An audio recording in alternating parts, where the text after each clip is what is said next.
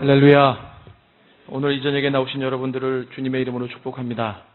우리 옆분들하고 인사 나누시겠습니다. 잘 오셨습니다. 한 번 더 인사할까요? 당신을 뵈니 주님을 뵌 듯합니다.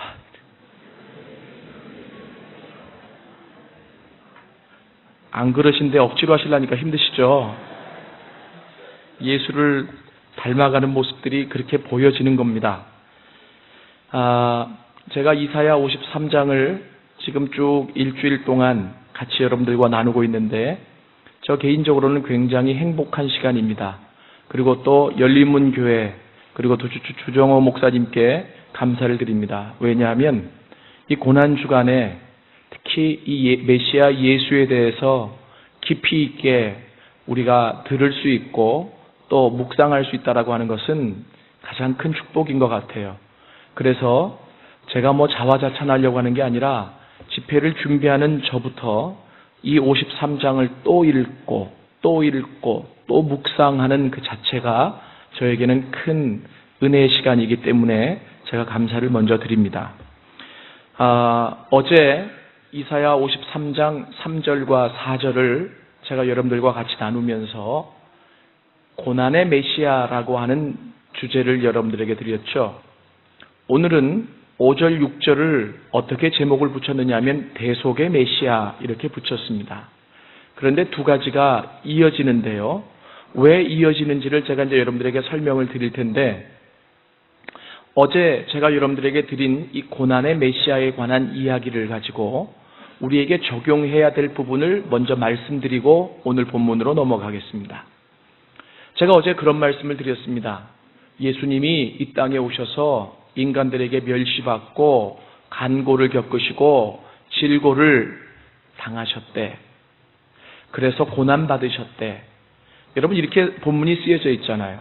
그래서 많은 사람들이 본문을 읽으면서 예수님이 그렇게 고난을 받으셨대. 참 얼마나 아프셨을까, 힘드셨을까 이렇게만 생각하고 끝내버리면 안 된다라고 하는 겁니다. 그 예수님이 고난을 받으신 가장 큰 이유가 어디에 있느냐면 바로 인간을 구원하러 오신 메시아이시기에 그 인간과 하나가 되는 방법이라고 말씀을 드렸습니다. 그래서 제가 어떤 말씀을 드렸느냐면 우리의 구원자가 되시기 위해서는 온전한 인간의 친족이 되셔야 된다.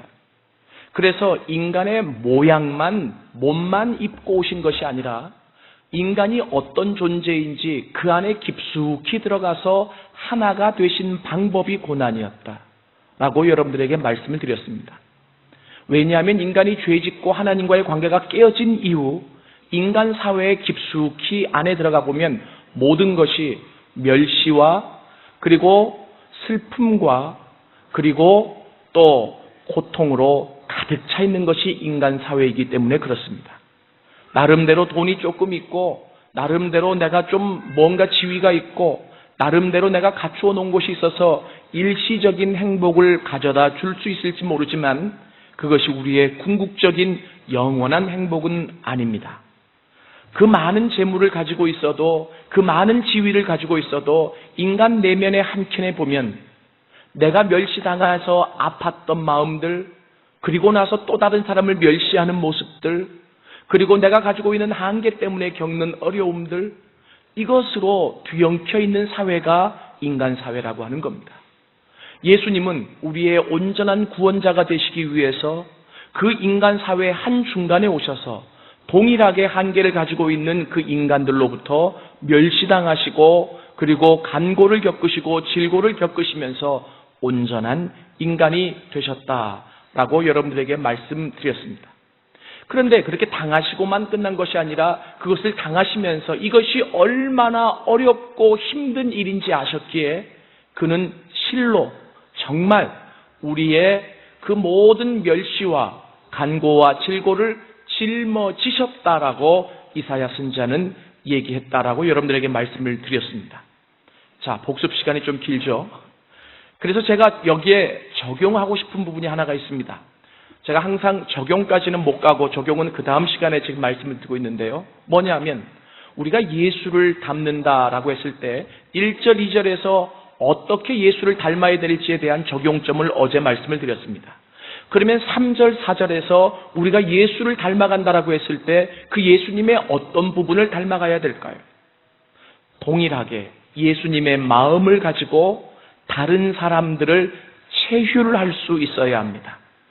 체휼이라고 하는 말이 좀 어려운데 이 말을 풀어 쓰자면 이런 거죠. 뭐냐면 그 사람의 상황과 아픔과 눈물을 내 상황과 내 아픔과 내 눈물처럼 여길 줄 알아야 된다. 이것이 예수님이었다라고 하는 겁니다. 저는 영어에서 sympathy라고 하는 단어를 참 좋아합니다. 이 sympathy라고 하는 말이 이게 풀어보자면 그런 거 아니에요? 같은 감정을, 같은 마음을 가지고 있는 거 아니에요? 제가 한국에 가 있을 동안에 제가 그 소속 여기 이제 와 있는 UTC라고 하는 그 신학대학의 학장한테 메일이 왔습니다. 소식 들었다. 그러면서 우리가 너를 심퍼시하고 있다. 그러면서 영어 표현의 가운데 가장 제 마음속을 울렸던 그 한 구절이 있는데요. You are in our prayer.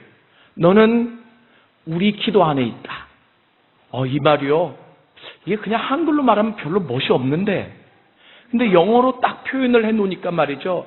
sympathy라고 하는 단어와 그리고 너는 지금 우리 기도 안에 계속 회자되고 있다.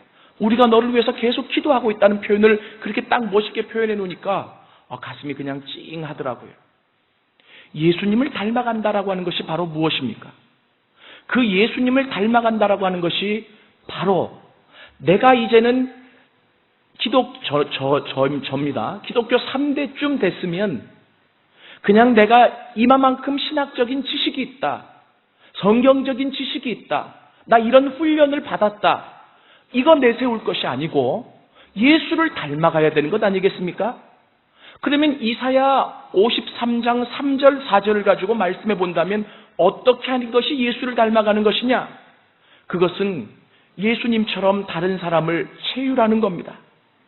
멸시당하는 자, 고난당하는 자, 울고 있는 자, 슬퍼하는 자, 그들에게 먼저 다가가서 나도 예전에 멸시당해봤는데, 나도 예전에 울어봤는데, 나도 예전에 아파봤는데, 내가 너 마음 조금이라도 알 것 같아. 하고 그 사람과 마음을 나누는 겁니다. 감정을 나누는 겁니다. 같은 감정과 같은 마음 안으로 들어가는 겁니다. 여러분, 이 모습 여러분 안에 닮아가려고 노력이 있어질 수 있기를 원합니다. 그냥 듣고 끝나면 아무런 의미가 없습니다. 많은 지식이 우리의 삶을 바꾸는 것이 아니에요. 그 지식을 가지고 믿어야 돼요. 그 지식을 가지고 실천하려고 노력해야 돼요. 그 노력 가운데 우리의 삶이 예수를 닮아가며 변화되는 모습들이 있어질 수 있기 때문에 그렇습니다. 또 하나 여러분들에게 부탁드리고 싶은 것은 어제도 제가 여러분들에게 강조드렸습니다마는 페르조나라고 하죠. 가면. 우리는 이 세상을 살면서 너무나 많은 페르조나를 가지고 있습니다. 그 페르조나를 하나씩 다 벗겨내면 결국 이 마음 속에는 울고 싶은 마음, 상처 입은 마음, 멸시받고 멸시했던 마음들로 가득 채워져 있을 겁니다. 이것이 교회에 나와서 예수님을 만나면서 해결되어져야 합니다. 교회에 나와서 기도하면서도 예배드리면서도 이 페르조나를 벗지 못해서 세상이 나에게 붙여준 그 가면들을 벗지 못해서 내가 울고 싶은데도 울지 못하고 주님 앞에 아프다고 얘기하고 싶은데도 표현하지 못해서 치유받지 못하고 해결되지 못한다면 무슨 소용이 있겠습니까? 그래서 이사야 선지자가 말합니다. 그는 실로 우리의 질고를 지고 우리의 슬픔을 당하셨거늘 우리는 그분이 하나님께 무언가 잘못한 것이 있어서 매맞고 정죄당한다고 생각했다라고 하는 거죠. 아닙니다. 나 때문입니다.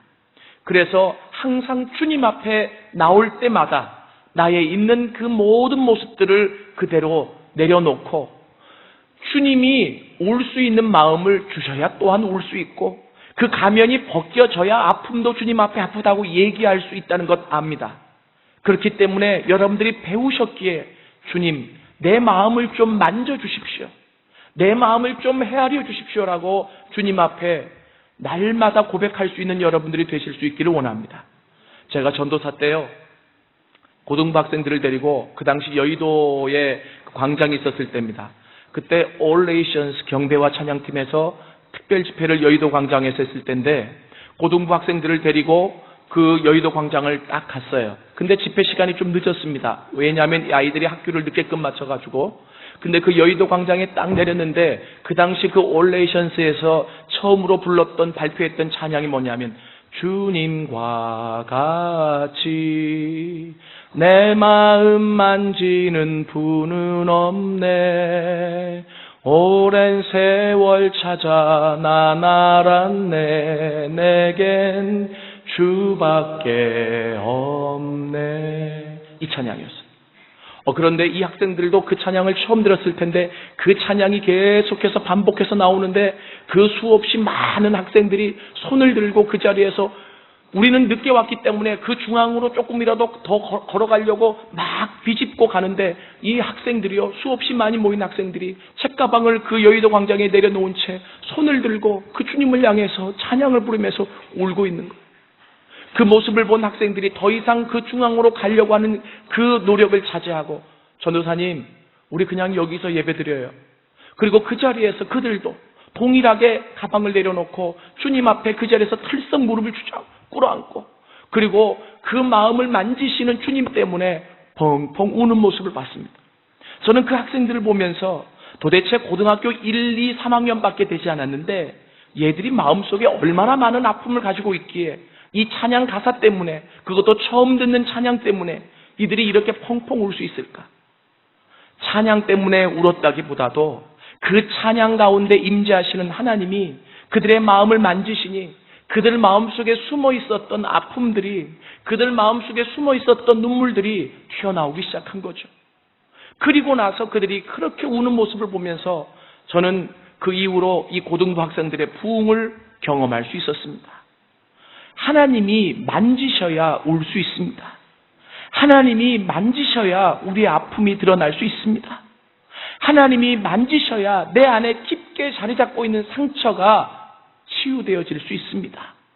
이사야 선지자가 이사야서에서 그렇게 기록하고 있는 이유는, 그분은 우리의 멸시를, 그분은 우리의 간고를, 그분은 우리의 질고를 다 짊어지신 분이시기 때문에 그분에게 우리의 마음을 맡기라는 거예요.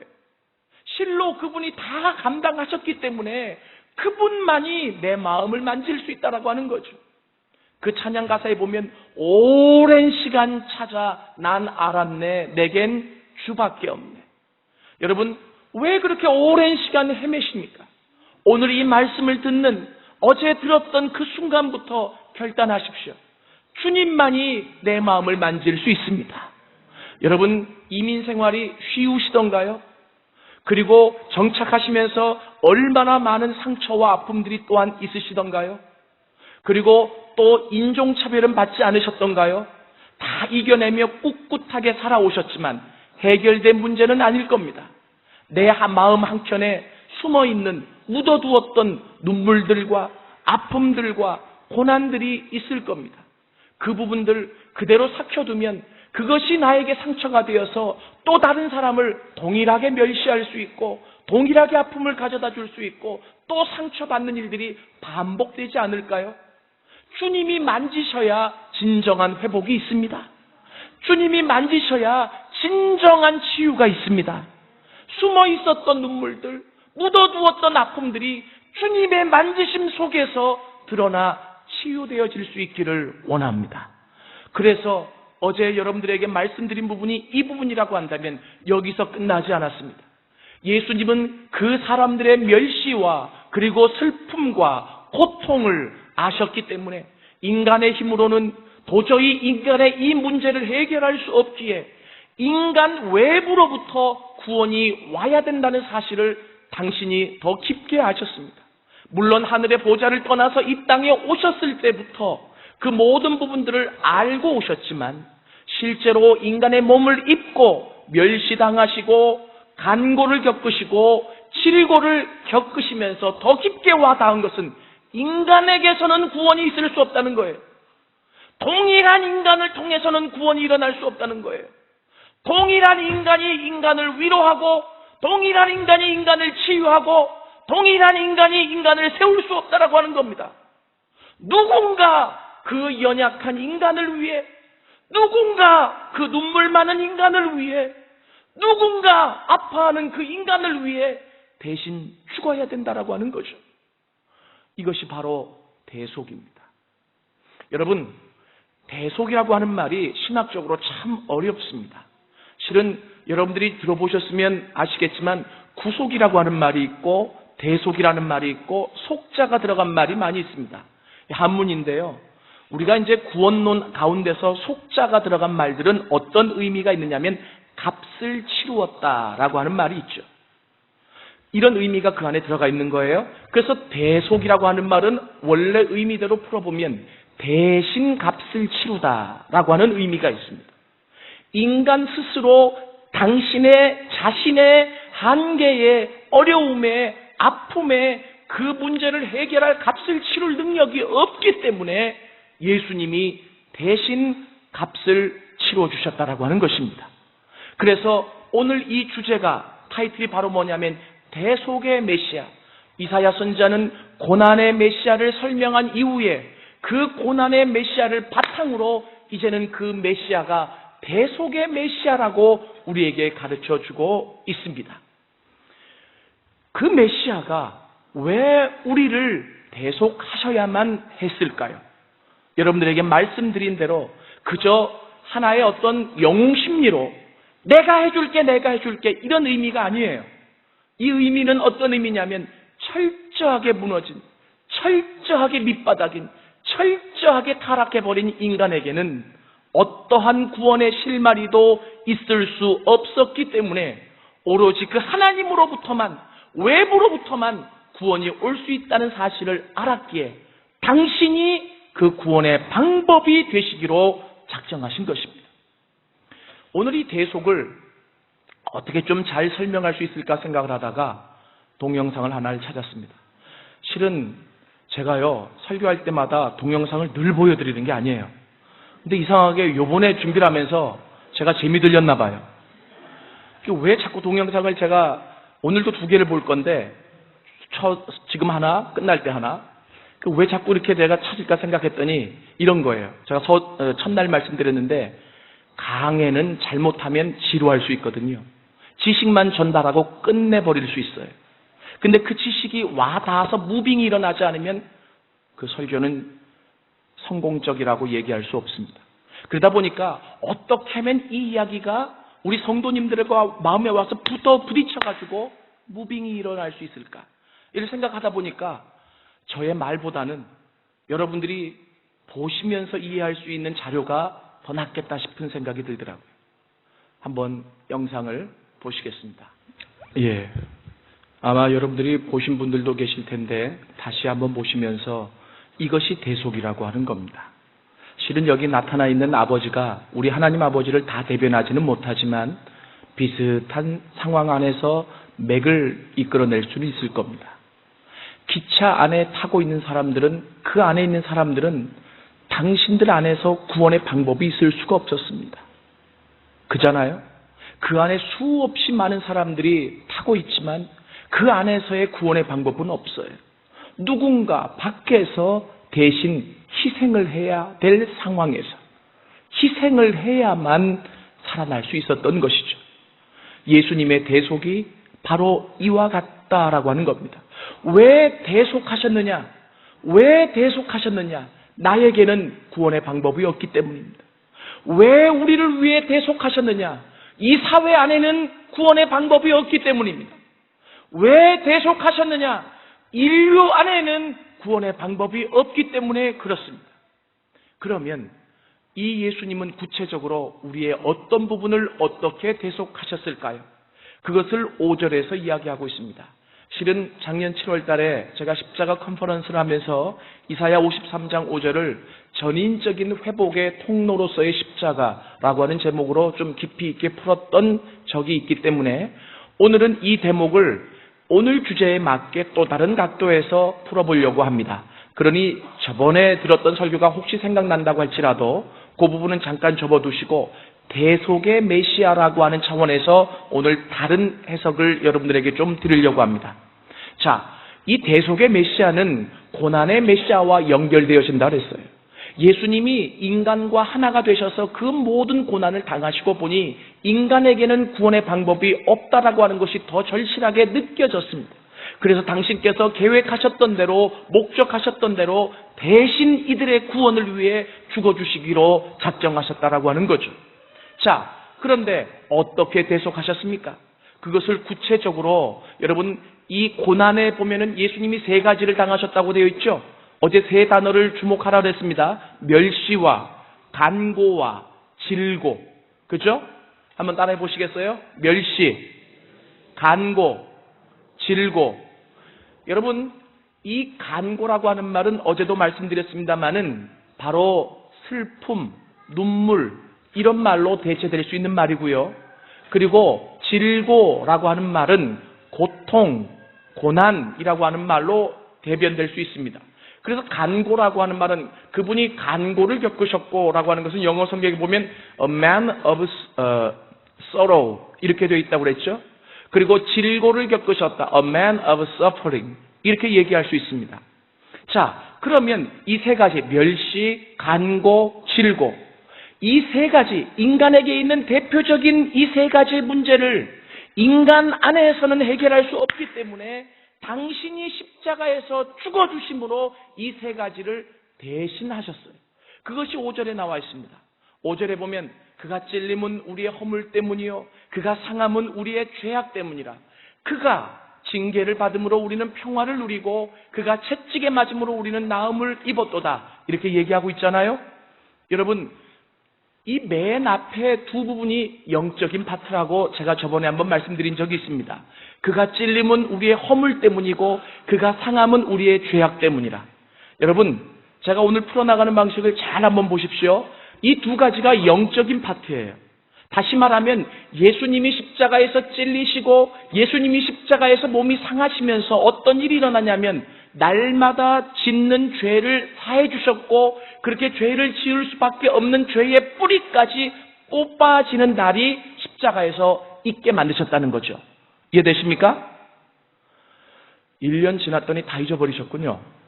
예, 실은 제가 1년 전에 그렇게 아직 1년은 안 됐는데요. 그렇게 말씀드린 적이 있습니다. 이 두 가지는 영적인 파트입니다. 이것이 바로 뭐와 연관되어 있느냐면 멸시와 연관되어 있다고.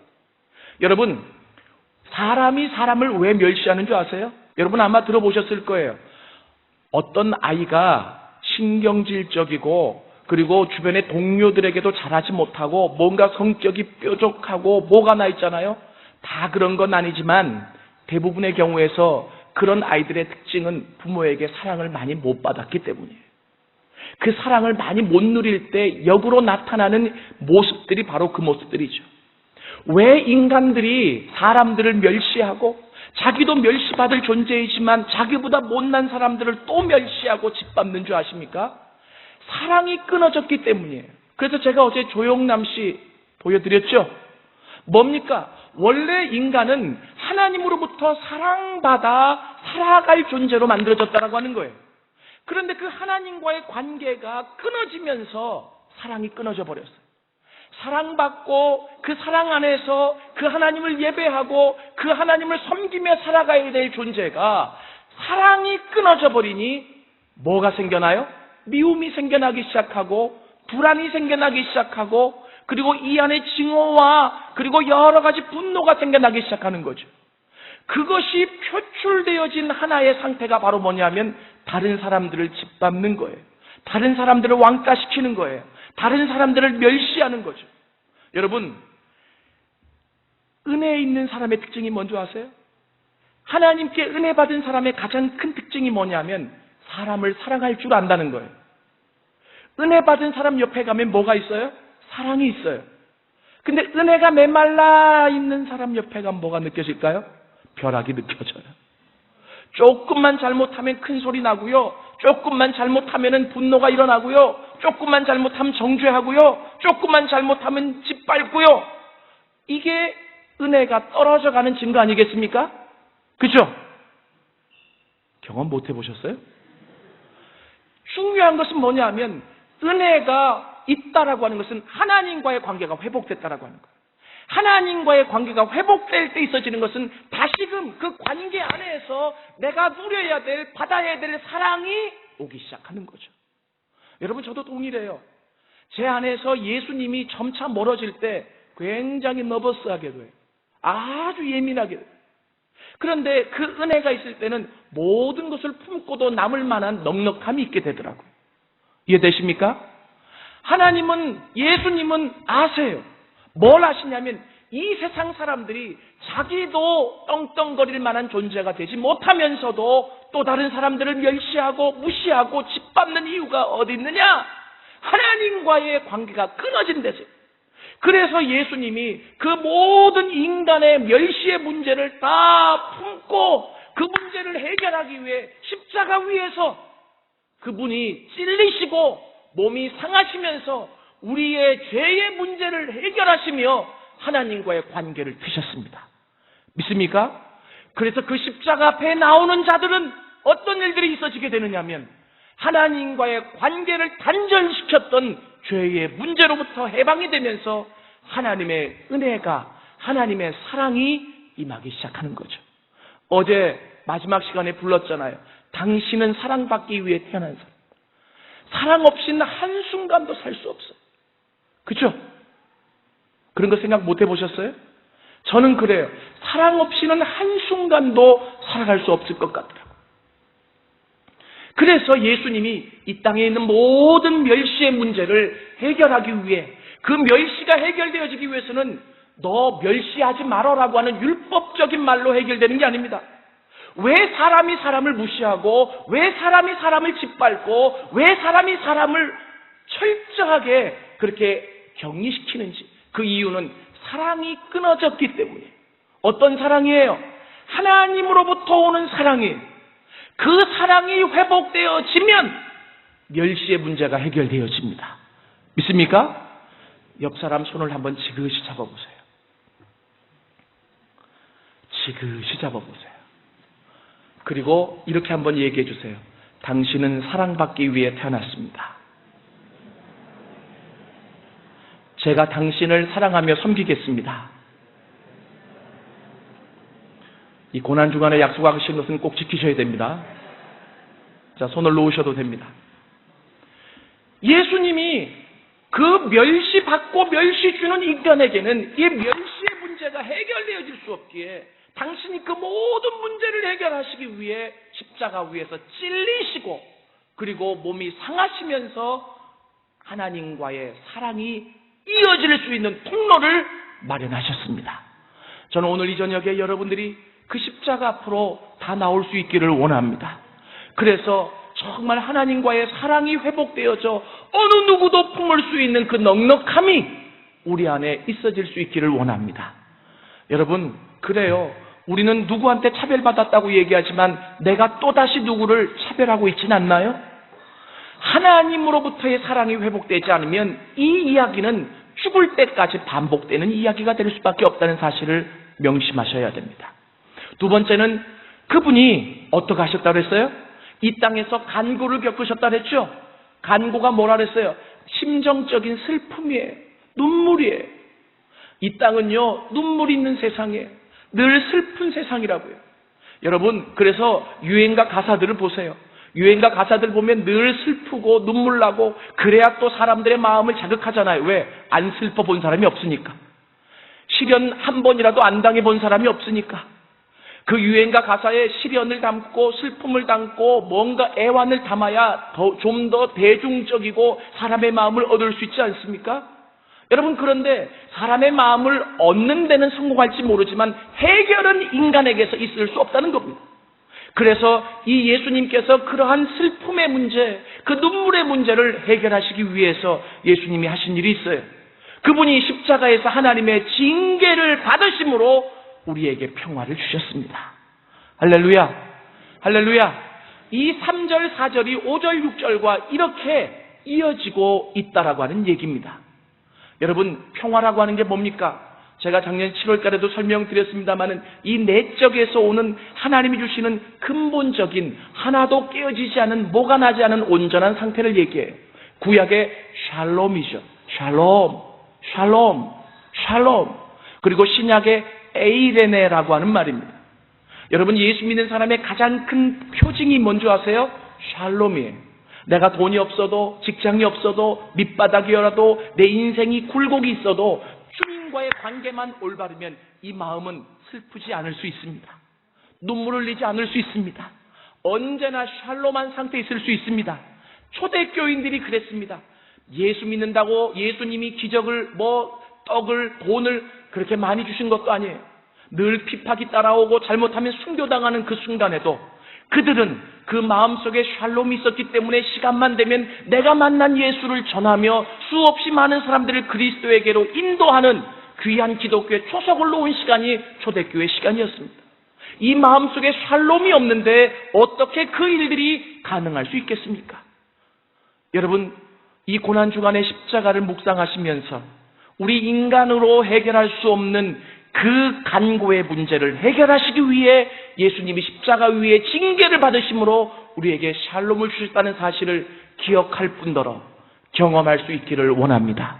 한번 저 따라 하시겠어요? 주여, 오늘 이 밤에 이 마음속에 평안을 주옵소서. 평안을 주옵소서. 아멘. 아멘. 그렇습니다. 이 평안이 십자가를 통해서 온전히 누려져야 내가 구원받은 자로서 이 구원이 무엇인지 더 깊게 우리가 인식하고 누려갈 수 있을 겁니다. 마지막 세 번째로, 이 예수님께서 이 땅에 오셔서 무엇 때문에 고난을 겪으셨습니까? 인간의 연약한 질고입니다.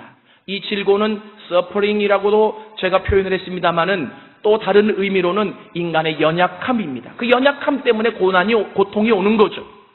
여러분, 이 연약함의 대표적인 것은 육체적인 부분입니다. 그래서 이사야 53장 5절에서는 어떻게 얘기하고 있느냐면 그 질고의 문제를 인간의 힘으로는 해결할 수 없어요. 여러분, 제가 우리 여기에도 의사 선생님들이 계시지만 그 병원에 가면 참, 그 기독교 병원에 가면 한국의 어떤 병원인데요, 그런 문구들을 써놨더라고요. 의사는 치료를 하지만 낫게 하시는 분은 하나님이십니다. 참, 저는요, 그 문구가 굉장히 마음속에 깊게 와닿았습니다. 여러분, 육신의 질병을 궁극적으로 치료하실 수 있는 분은 하나님이십니다. 그렇기 때문에 그 문제를 해결하시기 위해 그분이 직접 채찍을 맞으셨다라고 하는 겁니다. 나 대신 내가 맞아야 될 채찍을 당신이 맞으시면서 우리가 이 땅을 살아가면서 경험하게 될 질고의 모든 인간의 연약함을 십자가 위에서 해결하셨습니다. 믿습니까?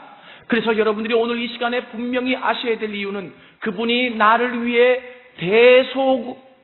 나의 연약함을 대속하시기 위해, 구원을 위해 대속하셔서 십자가에 죽으셨는데 그 대속의 구체적인 내용이 뭐냐? 그것은 하나님과의 관계에 영적으로 막혀있는 것들을 그분이 대신 풀어내시기 위해 십자가 위에서 찔리셨고 상하셨으며, 그리고 나의 마음속에 있는 눈물과 아픔의 문제를 해결하시기 위해 내가 받아야 될 징계를 당신이 십자가 위에서 대신 받으심으로 우리에게 평화를 주셨습니다. 그리고 내가 경험하고 늘 아파해야 될 육신의 질병, 연약함의 문제를 그분이 대신 십자가 위에서 채찍에 맞으심으로 해결하심으로 우리에게 나음을 주셨습니다. 나는 한 번도 채찍에 맞아본 경험이 없고, 나는 한 번도 징계를 받아본 경험이 없고, 나는 한 번도 찔리고 내 몸이 상한 경험이 없지만 그분이 그 십자가 위에서 그 모든 일을 다 행하심으로 말미암아, 대신 행해 주심으로 말미암아 그 결과만을 누릴 수 있는 축복을 우리에게 허락해 주셨습니다. 이게 온전한 구원입니다. 이 놀라운 십자가를 통한 구원이 여러분 안에서 경험되어질 수 있기를 원합니다. 여러분, 그런데요, 오늘 제가 하나 더 말씀드리고 싶은 부분이 있습니다. 그러면 왜 대속하셔야 되는가? 아까 제가 말씀드렸죠? 인간에게는 어떠한 구원의 방법이 있을 수 없기 때문이다. 먼저 결론적으로 말씀드렸습니다. 근데 그 이야기를 이사야 선지자가 자기식으로 풀어놓은 것이 6절이에요. 6절을 한번 다 같이 한번 읽어보시겠습니까? 시작. 우리는 다 양 같아서 그릇 행하여 각기 제 길로 갔거늘 여호와께서는 우리 무리의 죄악을 그에게 담당시키셨도다. 아멘.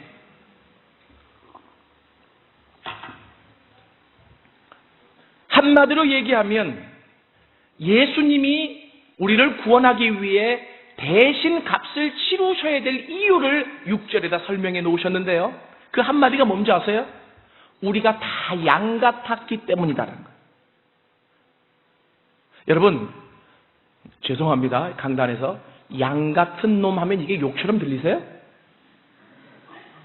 이 욕처럼 안 들리죠?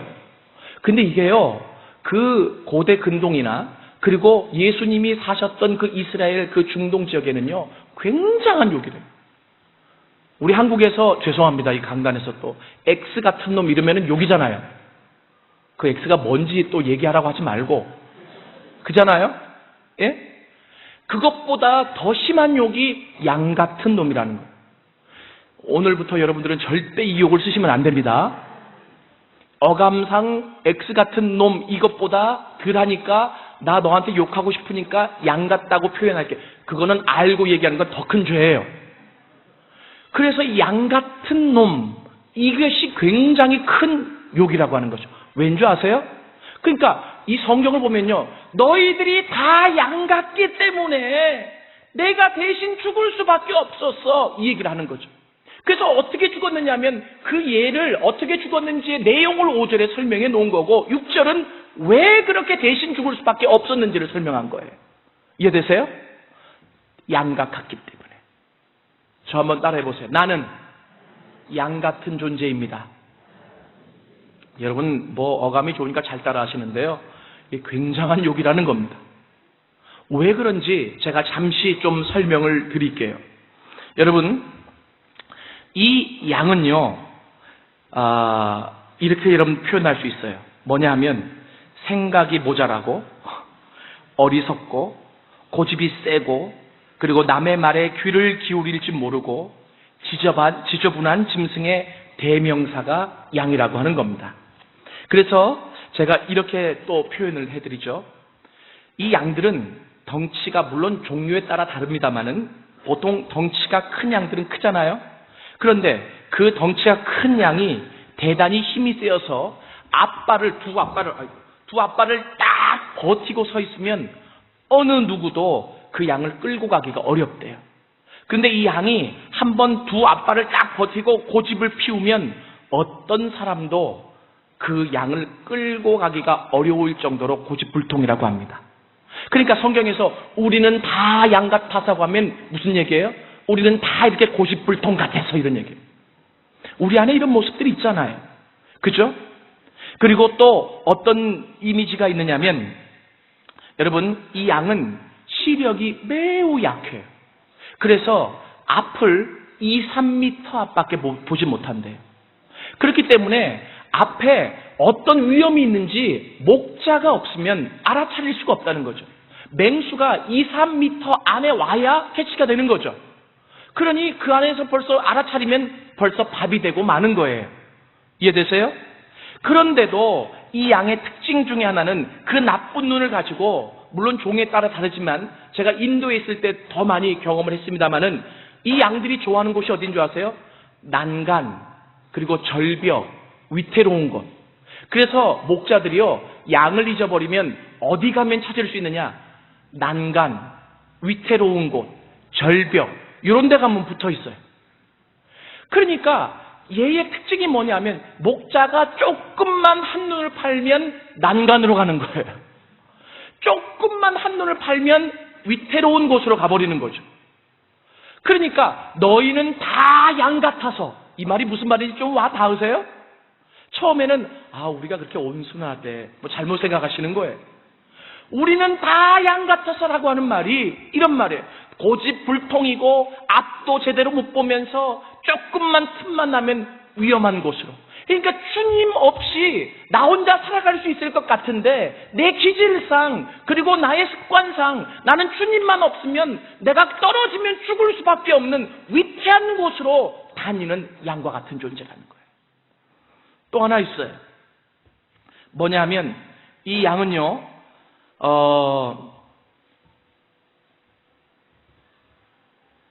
쓰러지잖아요. 자기 힘으로 일어날 수가 없대요. 그래가지고 이게 쓰러진 상태에서 빨리 일으켜 세워주지 않으면 가스가 차서 특히 뜨거운 여름날은 오랫동안 몇십 분만 있으면 그대로 질식해서 죽어버릴 수밖에 없는 것이 양이라고 하는 겁니다. 여러분, 이렇게 양이요 고집이 있고 눈도 멀고 그리고 사람 목자가 싫어하는 그리고 자기 생명과 직결된 위태롭고 어려운 난간을 좋아하며 쓰러져도 자기 힘으로 일어날 수 없는, 그래서요 이 양, 특히 또 이 양은 지저분한 이 어떤 동물의 대명사이기도 하고요. 그리고 우리는 돼지만 많이 먹는 줄 알잖아요. 이 양은 목자가 스탑시키지 않으면 계속 먹는데요. 그러니까 우리 한국에서는 많이 먹는 사람에게 어이 돼지 같은 사람, 그런데 이쪽 지역에서는 돼지보다 양 같은 사람 하면 이게 굉장한 욕이라고 하는 거죠. 누가 나보고 돼지라고 하면 싫죠. 근데 양 같다 그러면 좀 기분이 괜찮지 않을까요? 여러분, 이게 몰라서 하는 소리라고 하는 겁니다. 그래서 이 성경에서 이사야 53장 6절에서 너희는 다 양 같아서 어떻게 했다는 거예요? 그릇 행하여 각기 제 길로 갔거늘. 이게 양의 습성이에요. 이해되세요? 그러니까 자기 힘으로는 자기가 할 수 있는 것이 하나도 없고 그리고 그대로 내버려두면 죽을 수밖에 없는 그러한 존재의 대명사가 양이에요. 물론 이게 자연의 산양을 자꾸 생각하지 말고 목자들이 키우는 유목생활하는 양 안에서 생겨난 이 습관들이에요. 그런데도 다 지멋대로 갔다는 거예요. 그대로 내버려두면 어떻게 돼요? 죽을 수밖에 없어요. 난간에 올라가서 떨어져 죽든지 맹수가 와서 잡아먹혀 죽든지 아니면 넘어져서 가스에 질식해서 죽든지. 그래서 하나님이 가만히 보니까 그대로 내버려두면 다 죽을 것 같거든요. 그래서 어떻게 했느냐면 우리 무리의 죄악을 어떻게 했어요? 그에게, 예수님에게 감당시키셨도다. 믿습니까? 양이 양을 인도할 수 없어요. 양이 양을 구원할 수 없어요. 왜? 자기도 2, 3미터밖에 못 보거든. 자기도 쓰러지면 자기가 일어날 수 없어요. 자기도 고집이 있거든요. 자기도 난간을 좋아하거든요. 그런데 어떻게 양이 양을 인도할 수 있겠어요? 그래서 중요한 게 하나님이 이사야 선지자를 통해서 얘기해요. 너희는 다 양 같아서 그릇 행하여 각기 제 길로 갔거늘. 하나님만 없으면 제 길로 가는 것이 우리들이에요. 이해되세요? 여러분 사사기를 보세요. 사사기에 보면 타락과 회복이 7번 반복돼서 이야기가 나와요. 그래서 7이라는 숫자가 완전한 숫자이기 때문에 하나님의 회복도 7번이고 타락도 7번이에요. 완전히 타락했고 그 완전히 타락한 인간을 완전히 또 회복시키시는 분이 하나님이시다. 이 주제가 사사기의 주제거든요. 그런데 그 사사기에 계속해서 나오는 동일한 어구가 있습니다. 무슨 말인 줄 아세요? 자기 소견에 옳은 대로 행하였더니. 여러분 읽어보셨죠? 사사기에서 왜 그렇게 반복해서 타락하고 타락하느냐? 하나님이 원하시는 대로 목자가 이끄는 대로 가야 되는데 조금만 틈이 나면 자기 소견에 옳은 대로. 이게 양 같은 거예요. 이해되십니까? 우리는 다 양 같아서 그릇 행하여 각기 제 길로 갔거늘 여호와께서는 우리 무리의 죄악을 우리에게 담당시키지 않고 예수님에게 옮기셔서 담당시키셨습니다. 할렐루야, 할렐루야. 이것이 대속입니다. 여러분, 이 구속을 깨달아가는 과정이 있어요. 그 과정이, 이 구원을 깨달아가는 과정이 있는데요. 처음에는 구속의 단계예요. 그리고 두 번째는 대속의 단계예요. 이 대속이라고 하는 것이 맨 마지막입니다. 구속이라고 하는 건 뭡니까? 나를 값을 지불해서 구원해 주셨다는 게 구원이거든요. 이거 처음에 여러분들이 복음을 듣고 구원받았을 때 다 누려요. 예수님이 내 죄값으로 죽어주셨대. 그래서 내가 살았어. 나는 구원받았어. 이것만 해도 기쁘잖아요. 그죠? 우리 찬송가 이런 찬양이 있어요. 속죄하신 구세주를 내가 찬송하리라. 어떻게 나만 아는 분위기예요? 다 아세요? 저는요 이 찬양을 너무 좋아해요. 이 찬양만 부르면 그냥 눈물이 핑 돌아요. 주님이 내 죄를 속하기 위해서 그 신사랑 찬양하리 나의 죄 사려고. 아시죠? 그런데 이 단계를 넘어서서 그 십자가를 묵상하다 보면 그 다음에 더 깊게 깨달아지는 게 있는데 그게 바로 뭐냐 하면 대속이라는 거예요. 구속과 대속은 달라요.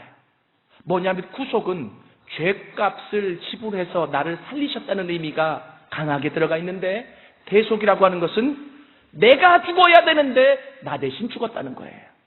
이해되십니까? 이게 구속의 단계를 넘어서서 깊이 있게 복음을 묵상할 때 그 다음에 다가오는 깊이 있는 구원의 내용이에요. 예수님, 내가 죽어야 되는데, 내가 고난을 당해야 되고, 내가 못 박혀야 되고, 내가 찔려야 되고, 내가 멸시받고, 내가 그 십자가에서 다 모든 것을 해결해야 되는데 당신이 나 대신 그 모든 일을 행하셨네요. 그 예수님의 십자가 사건이 나 대신 죽어진 사건으로 깊게 다가오는 것이 대속입니다. 여러분, 이 대속의 메시아를 드디어 이사야가 이사야 53장 5절과 6절에서 설명하고 있는 거죠. 고난의 메시아를 설명한 후에 그 고난의 해결의 방법으로 대속이라고 하는 것을 내어놓습니다. 그래서 이사야 53장을 자세히 보면 이 고난받는 이유와 그리고 고난이 왜 예수님에게 필요했는지를 설명하다가 결국은 그 고난의 해결점으로 이사야는 대속을 설명하고 있습니다. 그래서 이 예수님은, 메시아이신 예수님은 고난의 종이시기도 하지만 대속의 제물이시기도 하셨다라고 하는 점을 오늘 깊게 깨달을 수 있기를 원합니다. 제가 동영상을 하나 더 보여드릴 텐데요. 이 대속의 메시아가 경험되어질 때 많은 사람들 입에서 나왔던 찬양이에요. 어떤 찬양인 줄 아세요? 나 같은 죄인 살리신. 아시죠? 제가 이 찬양을 오케스트라만 가지고 연주한 찬양을 한 2분 50초 되는데 들려드리고 우리 같이 찬양하고 같이 한번 기도하도록 하겠습니다. 동영상 틀어주십시오. 오늘 제가 설교를 마무리하면서 여러분들에게 부탁드리고 싶은 게 있습니다. 대속. 그래, 그분이 나 대신 죽어주셨대. 이게 대속이죠. 근데 그게 대속의 끝일까요? 제가 왜 이 동영상을 여러분들에게 보여드린 줄 아세요? 아까도 동영상을 보시면서 이 음악을 듣는 사람들의 표정이 클로즈업 돼서 잡힌 몇 사람들의 컷이 있었을 거예요. 그 수없이 많은 사람들이 모여있는데 참 이 찬양은 묘한 능력이 있어요. 이 찬양이 웅장하게 연주되고 있는데 그냥 사람들이 그 찬양을 들으면서 눈물 짓고 있어요. 찬양이 가지고 있는 힘이에요. 대속이 언제 깨달아지는 줄 아세요? 내가 큰 죄인이라고 하는 것이 깨달아질 때 대속이 깨달아지는 거예요. 하나님, 나는 죽을 수밖에 없는 자입니다. 내가 가지고 있는 죄. 하나님, 나는 이렇게 죽을 수밖에 없는 자였습니다라고 하는 것이 깨달아질 때 너는 죽을 수밖에 없지만 내가 너를 죽일 수 없어. 나는 너를 살리러 왔어. 너를 살리기 위해 내가 대신 죽었어. 이것이 깨달아질 때 대속이 깨달아지는 거예요. 그 대속이 깨달아진 사람 마음 안에서 고백되어지는 단어가 있어요. 뭡니까? Amazing Grace. 하나님 놀라운 은혜. 하나님 놀라운 은혜입니다. 내가 죽었어야 되는데, 내가 죽었어야 되는데, 내가 죄인인데, 내가 잘못했는데, 내가 다른 사람을 무시하고, 내가 다른 사람을 사랑하지 못했고, 기준이 있으면서도 그렇게 살지 못했고, 당신은 의로운 분이시고 하나님의 아들이신데 어떻게 그 모든 것들을 다 버리시고 이 땅에 오셨습니까? 그렇기 때문에 이 대속이라고 하는 것은 하나님의 역사가 아니면 깨달아질 수가 없어요. 어떤 하나님의 역사입니까? 지금 이 시간에 말씀을 들으면서도 내가 왜 죄인인데라고 생각하신다면 오늘 하나님 앞에 좀 물어보십시오. 하나님이 빛을 발하셔서 내 안에 선한 것이 하나도 없는 존재라고 하는 사실을 깨달아질 때, 그때 나 대신 죽어주신 그 십자가의 예수가 얼마나 귀하게, 존귀하게, 얼마나 놀랍게 다가오는지 몰라요. 그때 대속이 깨달아지는 거예요. 지식적으로 나 대신 죽어줬다, 멸시를 감당하기 위해 이렇게 했고, 간고를 감당하기 위해, 질고를 감당하기 위해, 아니에요. 이 내용을 사실은 다 모른다고 할지라도 하나님, 내가 죄인입니다. 나 대신 죽어주신 당신의 은혜가 너무나 큽니다. 그래서 내가 다시 살 수 있습니다라고 고백할 수 있는 자가 있다면 그 사람이 대속의 은혜를 깨달은 자입니다. 오늘 이 저녁 시간에 예수의 대속이 깊이 있게 깨달아질 수 있기를 원합니다. Amazing grace, amazing grace. 하나님 나를 살리신 것은 놀라운 은혜입니다. 하나님 나를 살리신 것은 놀라운 은혜입니다. 하나님 나를 지금 이렇게 살아있게 하신 것은 당신의 놀라운 은혜입니다. 내가 생활할 수 있고 내가 이렇게 활동할 수 있는 것은 당신의 놀라운 은혜입니다. 한국의 지존파를 아십니까? 그 지존파들, 그들이 스스로 독하기 위해서 인육까지 먹었다고 하죠. 사람이기를 포기한 존재였습니다. 결국 완전 범죄는 없어 잡혔죠. 그들이 잡히고 나서 감옥의 간수들도 너무나 포악해서 가까이 하지 못했다고 그래요. 그러나 사랑의 교회 한 집사님을 통해 그들도 구원받아야 될 대상인데 그들을 누군가 접근해서 이 놀라운 은혜를 전해야 되지 않을까.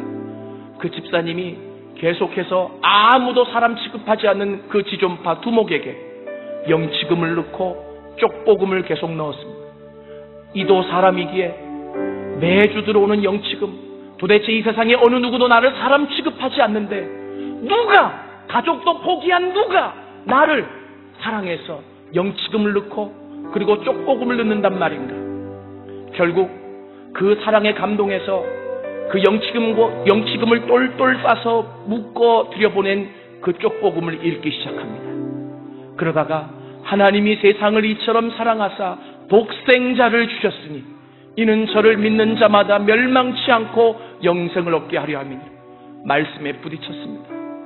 그 한 구절이 성령의 임재 속에서 깊이 있게 깨달아지기 시작하면서 그 감방에서 울기 시작합니다. 그러면서 깨닫죠. Amazing grace. 하나님, 내가 죽을 자였습니다. 하나님, 내가 죽을 자입니다. 이대로 내버려둬서는 인간 취급도 못 받고 죽을 자였지. 이러한 나도 당신이 사랑하셨어. 나를 위해 십자가에 죽으신 사실을 내가 믿습니다.